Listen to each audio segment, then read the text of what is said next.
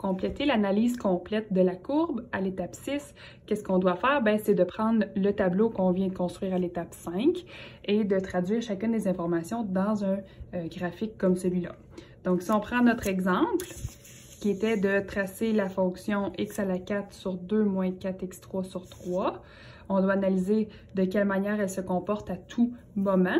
Donc, qu'est-ce qu'on doit faire? C'est de placer nos points critiques, nos zéros, l'ordonnée à l'origine et les asymptotes également. Donc là, je n'avais pas d'asymptote, je n'ai pas besoin de dessiner ça. Je vais dessiner par contre les deux zéros. Les zéros étaient de 0 et de 8 tiers. 8 tiers qui vaut 2,67. Donc, je vais aller le placer ici. Fait que ça, c'est 8 tiers. 0. Je vais aller ensuite placer mes points critiques.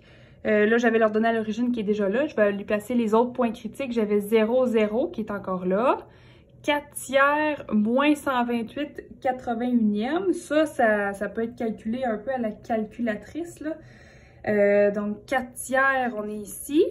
Et moins 128 81e, c'est à peu près moins 1,58. C'est 13 à peu près, c'est une esquisse, je vous le rappelle.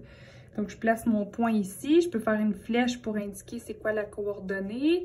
C'est 4 tiers moins 128 sur 81. Ensuite, j'ai un autre point critique à 2, moins 8 tiers. Donc, moins 8 tiers, ça se trouve à être moins 2,66, qui est à peu près ici.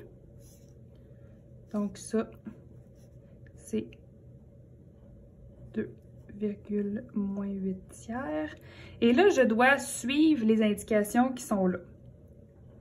Je sais que quand j'arrivais de moins l'infini, donc la limite à moins l'infini donnait elle aussi l'infini. Donc là, j'arrive d'en haut et non pas d'un plateau ou de quelque chose qui suivait une asymptote. Donc, j'arrive de très haut. Et je descends jusqu'au point 0, 0 de manière concave vers le haut. Donc là, il y aurait plusieurs manières de dessiner cette esquisse-là. Donc là, je le fais à peu près. Vous auriez pu partir un peu plus loin. Si vous êtes encore plus persévérant et vous voulez savoir exactement comment ça se comporte, vous pourriez vous calculer quelques x dans la fonction et les remplacer, mais ce n'est pas nécessaire. Je veux juste savoir comment ça se comporte et voir si vous êtes capable de traduire. Surtout, là, si vous êtes capable de traduire ce qui est écrit ici avec le graphique. Pour le prochain intervalle de 0 à 4 tiers ou de 0 à 1,33, je dois descendre de manière concave vers le bas. Donc, ça fait ceci. C'est pas obligé d'être très prononcé, là, la concavité. Ensuite, de 4 tiers à 2, donc de là à là, je remonte de manière concave vers le haut.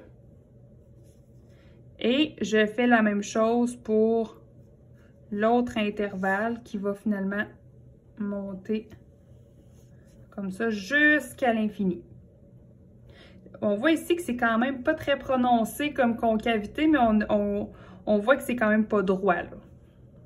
Ce qui est important dans votre dessin, c'est de ne pas dessiner des choses qui changent de concavité comme ça sans avoir eu un point d'inflexion. Fait que là, ici, c'est mon point, justement, d'inflexion. Ici, c'est un min absolu. On l'avait déjà vérifié. Ça, c'est un 0. Puis ça, ici, c'est aussi un point d'inflexion. Donc, j'ai deux points d'inflexion, un minimum, puis le 0 qui provenait de l'étape 1. C'est cohérent avec ce qu'on a ici. Je tiens à rappeler aussi dans votre devoir, la cohérence va être ce qui vous coûte le plus cher. Donc, si vous réussissez un beau tableau, mais que vous prenez un logiciel pour dessiner votre graphique, puis ça n'a pas de lien ou qu'il y a des incohérences, vous avez 0. Donc, c'est vraiment important de bien faire le tableau et le graphique en conséquence un de l'autre. Merci de votre attention. Maintenant, on va faire, au prochain vidéo, on va faire un exemple de A à Z avec une fonction transcendante.